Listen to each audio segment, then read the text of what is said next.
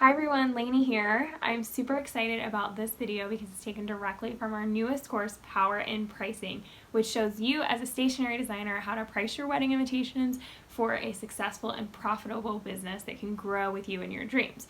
So if you like this video, please check out the link in the description so that you can get on the wait list for the course or purchase it if we're during an enrollment period right now. You can also give us a like, comment, or subscribe to help support our YouTube channel and future videos like this.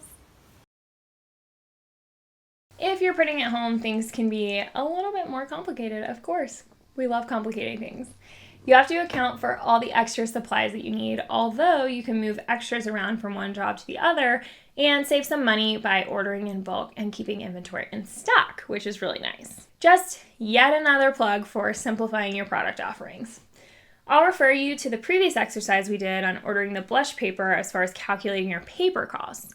Just as a fun tip, my house paper is Mohawk Superfine Eggshell White and Ultra White.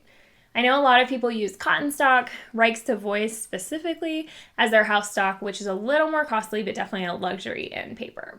So you can calculate this paper cost fairly easily, but how do you calculate the cost to print? It's more complex because you need to add on your time to do this. For my HP printer, a high-yield black cartridge can print 6,300 pages, supposedly. I just play it safe and lower this number to about 5K because you're going to need to clean it, print test pages, etc. So you want to calculate on good pages. It costs $281 for that. So that divides out to about 5.62 cents per page. Super cheap, especially if you're printing 2 up for a 5x7 invitation. On the Paper Mill store, the Mohawk Superfine is $198 for 250 14 by 26 inch sheets. This is a super complicated measurement, but let's just say that you can get about 10 5x7s out of it. That comes out to 8 cents per 5x7, although I'm not including shipping in the cartridge pricing or the paper pricing. So let's add on about 8 cents for that as an estimate.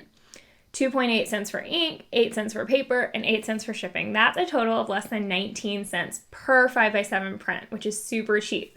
If you'll remember, those 5x7s for my printer came out to 34 cents each before setup and shipping, which is almost double. So why don't we all just print at home? Frankly, because it takes time. You have to calculate costs for how many wasted sheets you'll use in addition to the cutting.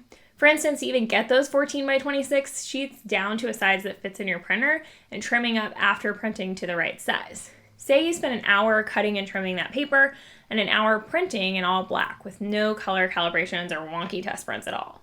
You'll still want to print extra, adding an extra $1 or so to the total cost. And of course, those 2 hours will cost you about $100 at $50 an hour. So let's take the total cost of $19, add one for the extras, and $100 for the time. Now you're at $120, which means each print actually costs you $1.20. As compared to that, 34 cents or even 50 cents a piece after shipping. That's a lot cheaper, actually.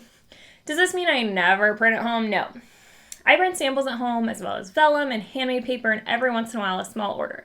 But I try to spend as little time dealing with printer issues as possible, and even if it costs a little bit more, which we proved it doesn't, I'm more than happy to outsource printing, which is something we'll talk about a little bit later. If you choose to print at home, make sure you're calculating the time into the total price and not just seeing those tiny ink costs because there's a lot more involved than that.